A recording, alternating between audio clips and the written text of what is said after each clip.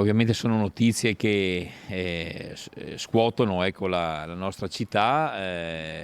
Io adesso farò delle verifiche chiaramente con i servizi comunali, con i servizi sociali. Non conoscevo queste due signore, almeno così dai nomi mi sembra di non conoscerle, però sembra quasi che sia una situazione anche di solitudine, ecco. Poi io non voglio entrare nel merito, chiaramente io esprimo le condoglianze alla famiglia, ai familiari. Sconcerto e incredulità a Chioggia per la morte di Nadia e Barbara, una morte difficile da capire perché da tempo il disagio sociale della famiglia in questione è stato più volte sottoposto all'attenzione dei servizi sociali a partire dal 2017, anche grazie a segnalazioni anonime.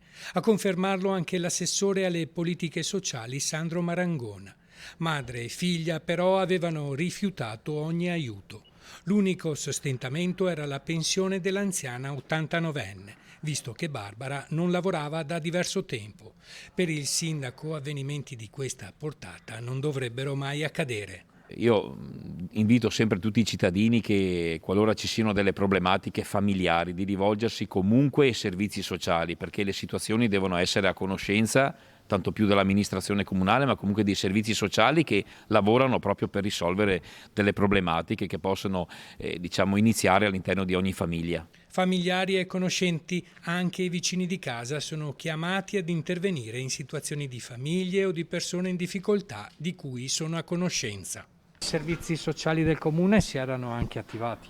Beh, ovviamente allertati i servizi sociali si attivano per capire quali sono le problematiche e poi per intervenire nel migliore dei modi, insomma.